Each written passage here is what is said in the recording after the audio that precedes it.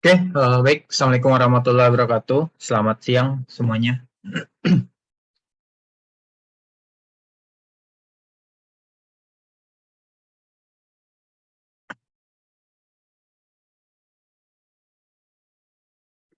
Waalaikumsalam warahmatullahi wabarakatuh. Siang, Pak. Oke, baik. Kita mulai perkuliahan untuk praktikum jaringan komputer. Jadi kita melanjutkan lagi pertemuan untuk mata kuliah praktikum jaringan komputer. Jadi untuk pertemuan hari ini kita nantinya bakal mencobakan implementasi simulasi DNS server atau DNS sebenarnya di sini. Ini saya ganti dulu deh.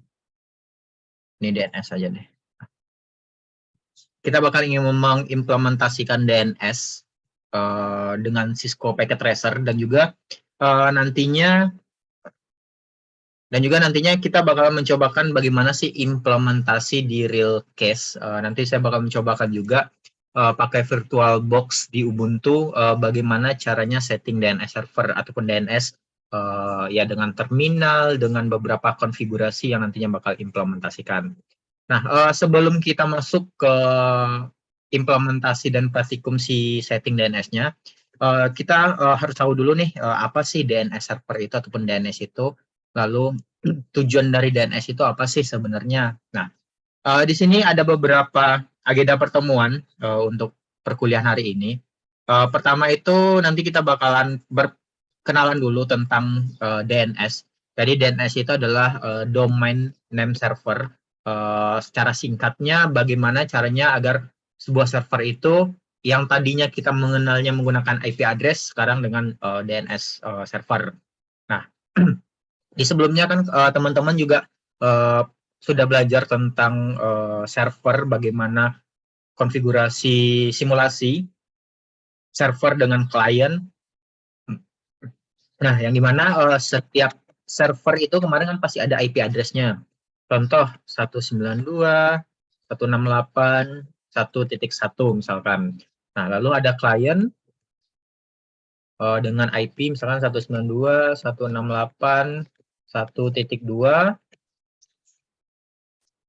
192.168.1.3. Nah, yang dimana sebelumnya kan kalau misalkan kita pengen mengakses ataupun contohnya ngeping dari si klien, ini misalkan server, ini klien, dari klien ke server, pasti cara ngepingnya pasti kita ngeping 192.168.1.1 untuk melihat apakah si server ini ngerespon nggak sih request dari si kliennya dan sebagainya. Nah, si DNS server ini nantinya bakal merubah si IP address ini menjadi nama. Contohnya, saya bisa merubah IP ini nantinya bisa menjadi nama DNS-nya misalkan idham.dev misalkan. Nah, secara psikolog kan orang-orang lebih mudah menghafal sebuah kata daripada menghafal urutan angka seperti ini.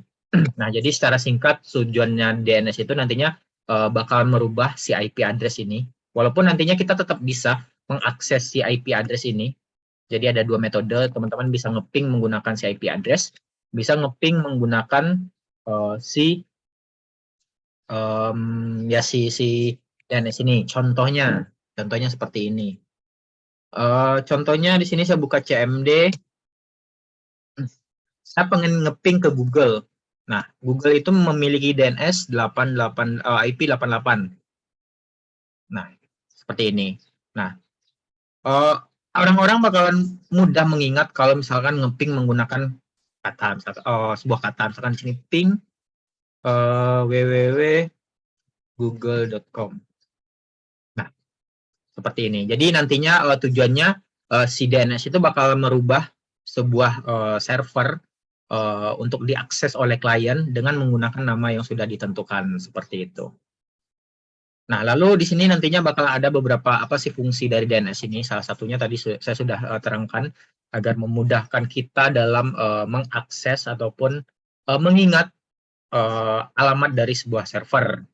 Lalu ada beberapa kelebihan dari DNS dan nantinya kita bakal mencoba untuk pengaturan DNS menggunakan Cisco Packet Tracer, dan juga nantinya saya bakal menggunakan VirtualBox dengan sistem operasi Ubuntu, karena mayoritas kebanyakan ya beberapa developer ataupun pengembang aplikasi jika ingin mengimplementasikan sistemnya, ya operating system yang digunakan adalah Ubuntu. Walaupun tidak menutup kemungkinan developer lain ataupun beberapa company lain menggunakan Windows Server sebagai sistem operasi servernya. Seperti itu. Nah, pertama kita masuk dulu ke pengenalan dari DNS ataupun disebut dengan Domain Name Server. Yang dimana DNS itu adalah sebuah aplikasi service di internet yang menerjemahkan sebuah domain ke nama IP address, dan salah satu jenis sistem yang melayani permintaan pemetaan IP address ke FQPN, yaitu Funny Qualified Domain Name. Jadi kita bisa memberikan nama, bisa memberikan custom domain nama sesuai dengan kebutuhan yang kita butuhkan dari FQDN ke IP address. Jadi misalkan saya punya DNS nih, DNS saya misalkan idham.dev misalkan. Nah, nanti bakal di pemetaannya nanti bakalan ke IP address-nya. Misalkan saya punya IP address server 192.168.1.1, nanti bakalan dimetakan ataupun di pemetaannya ke dalam DNS. Seperti itu. Nah, karena kita menggunakan lokal, ya otomatis nantinya si server kita hanya bisa diakses di jaringan lokal saja. Nah, makanya kalau misalkan pengen bisa diakses secara online, bisa diakses secara publik, ya kita harus berlangganan VPS, bikin server sendiri dengan berlangganan VPS, dan nantinya bakal mendapatkan sebuah namanya IP public, seperti itu. Nah, IP public itu nantinya bisa diakses secara online oleh si user yang lain. Nah, karena kita coverage-nya ataupun jangkauannya sekarang adalah lokal, ya otomatis si sistem kita ataupun si server itu nantinya bakal diakses secara lokal. Seperti itu. Nah, dan biasanya digunakan pada aplikasi yang berhubungan ke internet, seperti web browser. Jadi nantinya bisa diimplementasikan ke web browser untuk mengakses ya URL dan sebagainya, yang dimana DNS itu membantu memetakan host name sebuah komputer ke IP address, seperti itu. Nah, si DNS ini nantinya bisa digunakan juga sebagai media untuk untuk setting dari email server. Jadi kalau misalkan teman-teman melihat sebuah company ataupun sebuah perusahaan, contohnya misalkan ada perusahaan ABC namanya kan, abc.com. Nah, pasti beberapa emailnya pasti ada misalkan tes@abc.com. Nah, abc.com ini adalah si DNS-nya. Nah, nantinya emailnya adalah si tes ini, misalnya nama usernya. Nah, nantinya si abc.com ini harus kita setting, harus kita konfigurasi di servernya, seperti itu. Nah, lalu selain digunakan di internet, DNS juga dapat diimplementasikan ke private network atau internet. Nah, contoh private network adalah seperti localhost. Nah, kita bisa mengimplementasikannya di localhost. Jadi, hanya sebuah sistem ataupun klien yang memiliki jaringan yang sama dengan servernya, nanti itu yang bakal bisa mengakses si DNS itu sendiri. Dengan catatan si klien itu ya harus setting dulu DNS server yang ada pada si kliennya. Seperti itu. Nah, lalu di sini ada fungsi dari DNS. Di sini ada 4 poin. Pertama itu adalah untuk meminta informasi IP address sebuah website berdasarkan nama domain. Nah, makanya sebenarnya kalau misalkan teman-teman melihat sebuah website ataupun web yang ada URL-nya, tentunya semua web, semua link ataupun semua website ya pasti ada URL-nya. Nah, di background URL itu sebenarnya yang terjadi adalah IP address yang berjalan. Kenapa? Ya sama kita ketahui, setiap yang ada di jaringan, setiap yang terkoneksi dengan jaringan, terutama internet dan WiFi, maupun Ethernet juga, itu pasti memiliki IP address atau alamat addressnya, alamat IP-nya, yang dimana ya untuk mengidentifikasi si sistem itu ataupun si fitur itu berada di alamat mana di jaringan komputer, seperti itu. Lalu meminta informasi URL sebuah website berdasarkan IP address yang dimasukkan. Nantinya bakalan ada IP address yang di-setting, IP address yang yang dikonfigurasi agar bisa dimetakan ke DNS-nya. Lalu mencari server yang tepat untuk mengirimkan email. Nah, seperti tadi saya menjelaskan kalau misalkan sebuah email itu harus memiliki email server biar tahu tujuannya kemana. Jadi kalau misalkan kita gambarkan, misalkan di sini ada email server. Nah, lalu di sini ada klien. Ini misalkan pengirim, penerima email misalkan. Nah, sebelum si penerima itu menerima email, misalkan si A ini dan ini si B, pengen mengirim email ke penerimanya. Sebelum itu terjadi, email itu nantinya bakal dikirim terlebih dahulu ke email server, tapi tidak disimpan ya. Jadi tidak ada backup-nya atau apa, tidak disimpan. Nah, nantinya dari email server nantinya bakal diteruskan ke penerimanya. Karena kan misalkan kalau pakai email kan pasti kita pakai @gmail.com. Misalkan kalau di Gmail ya, @gmail.com. Nah, pasti bakalan melewati servernya si Gmail dulu dan nantinya bakalan diteruskan ke penerimanya. Nah, agar mendapatkan gmail.com ini, ya kita harus setting dulu email server, lalu setting DNS dan sebagainya. Seperti itu. Nah, lalu di sini ada beberapa kelebihan dari DNS yang dimana pertama itu lebih mudah untuk berinternet. Jadi si DNS itu memprovide, memberikan layanan agar kita mempermudah untuk berselancar ataupun mengakses di internet dengan adanya nama web, dengan ada URL, ada link. Nah, tentunya kita lebih mudah untuk mengingatnya daripada misalkan ada sebuah web IP-nya 10.10.12.128 misalkan. Nah, otomatis kita bakal mudah menghafalnya atau mengingatnya dengan kata misalkan di sini adalah contohnya di sini saya bikin web idham.com. Nah, tentunya kita lebih mudah menghafal idham.com ini daripada nama IP-nya. Seperti itu. Tentunya lebih mudah mengingatnya dan lebih mudah kita berinteraksi di internet. Nah, lalu si DNS itu adalah lebih konsisten dalam penggunanya. Jadi kalau misalkan kita setting DNS sekali adalah idham.com ini, ya selama belum kita ganti lagi, sebelum kita setting lagi, ya sampai kapanpun si DNS ini bakal tetap menjadi ini. Seperti itu.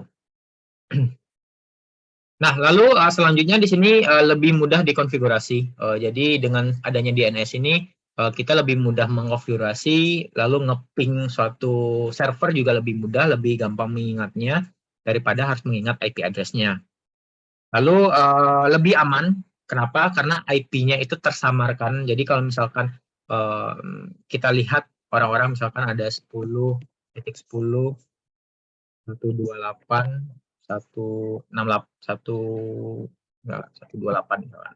Nah, otomatis kalau misalkan orang-orang lebih gampang mengidentifikasi IP address-nya ini. Oh, berarti si servernya IP-nya adalah ini nih. Nah, kemungkinan bisa saja nantinya bisa diserang atau apa daripada disetting DNS menjadi seperti ini. .com. Nah, misalkan. Nah, orang-orang pasti bakal menebak-nebak nih, misalkan dengan URL ini apa sih IP address-nya, apa sih alamat dari si servernya, orang-orang bakalan effort lagi untuk mencari IP address-nya. Seperti itu. Nah, lalu lebih cepat. Jadi si DNS itu lebih cepat, memungkinkan pengguna DNS server itu yang mampu melayani permintaan lebih cepat karena dia lebih gampang mengingat daripada mengingat si IP address-nya. Jadi orang-orang lebih tahu, oh ini URL-nya adalah misalkan idham.com. Nah, lebih gampang dan lebih cepat untuk mengingatnya. Oke, di sini kalau ada pertanyaan silakan tanyakan saja sambil saya membuka si aplikasi Cisco Tracer-nya. Bagi yang mau bertanya, silakan ditanyakan saja. Kalau sekiranya masih ada yang kurang paham,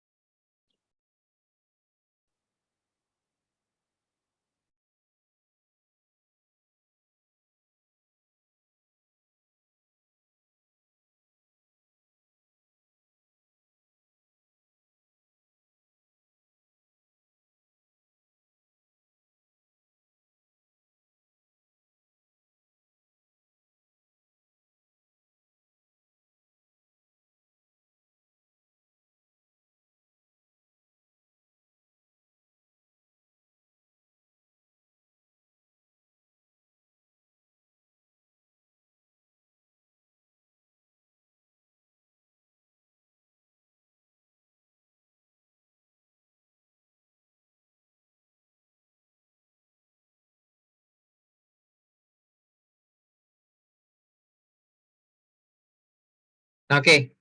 Di sini saya coba mengimplementasikan DNS. Kalau misalkan di simulasi, ya kita tinggal klik-klik saja sih sebenarnya untuk konfigurasi DNS-nya. Sebagai contoh, misalkan,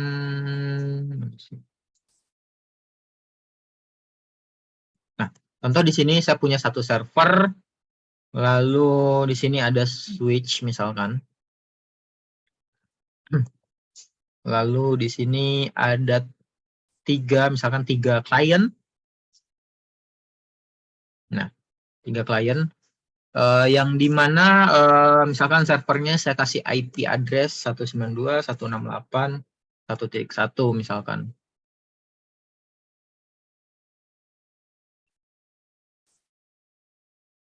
Lalu si kliennya 192.168.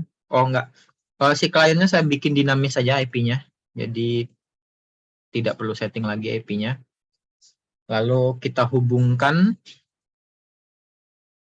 si switch dengan si servernya.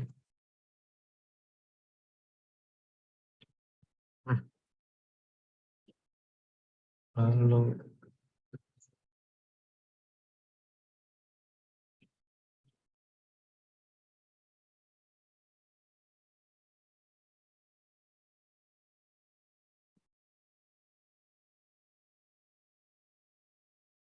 oke, lalu untuk IP address si kliennya saya bikin dinamis.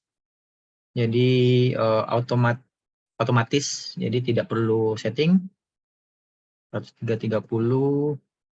Lalu kliennya juga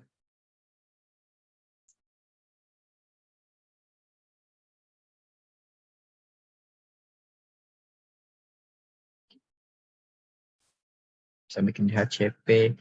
Nah, lalu si servernya ini kita setting IP statis. Tujuannya apa? Ya nantinya biar IP address-nya itu tidak berubah-ubah pada saat misalkan jaringannya mati misalkan, ataupun si server ngerestart ataupun ganti jaringan seperti itu. Nah, di sini misalkan saya ganti setting 192.168.1.1. Nah, seperti ini. Nah, kalau misalkan biasanya pada saat kita ngeping, ya pasti kita bakalan ngeping 192.168.1.1 untuk ngeping ke servernya.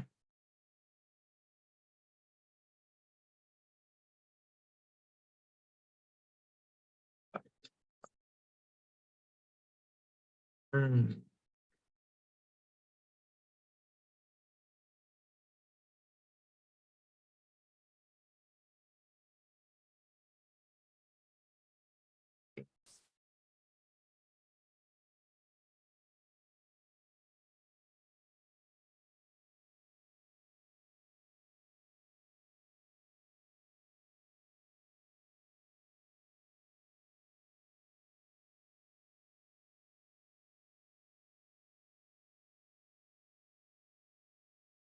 Windows 98.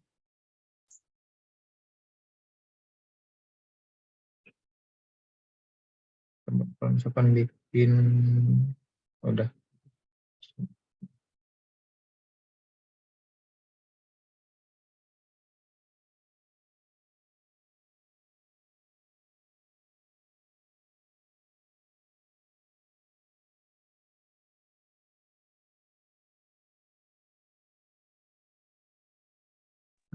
Ini berarti nggak jadi pakai dinamis ya, Pak?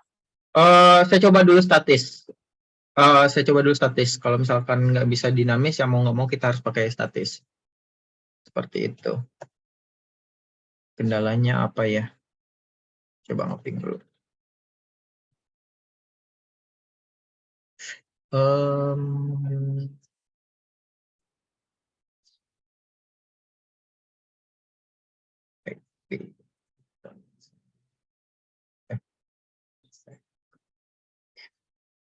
Nah, oke. Saya coba ping dulu ke servernya. 1.1 bisa. Oke, kita coba bikin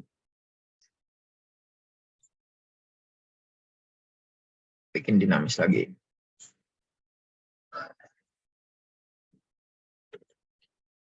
Oke. Coba ping IP config.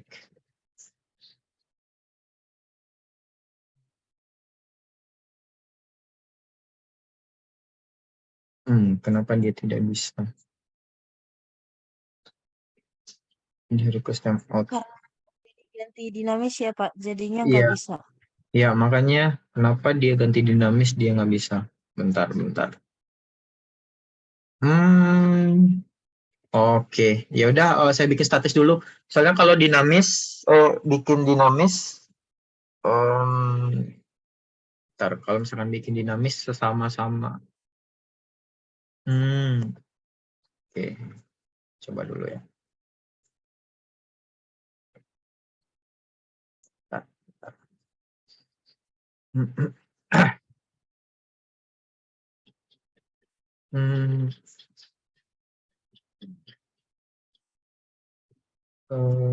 Ini.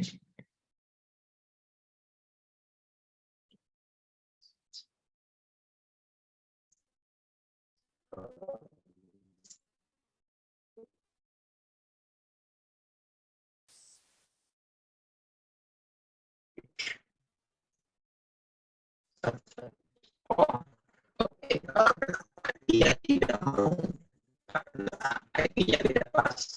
Kalau misalnya di sini ini 192.1.1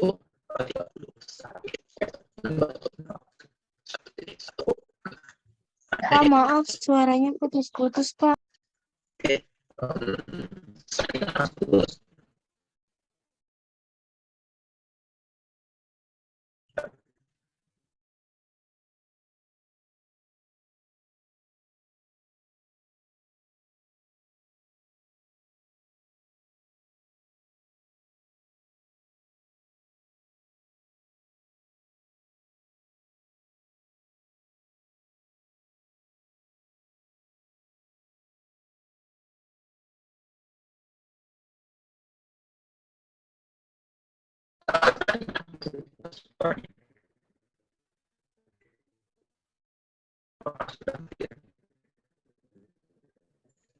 Sama, Pak. Kayak apa ya, kayak sound rusak gitu, Pak. Jadi nggak jelas suaranya.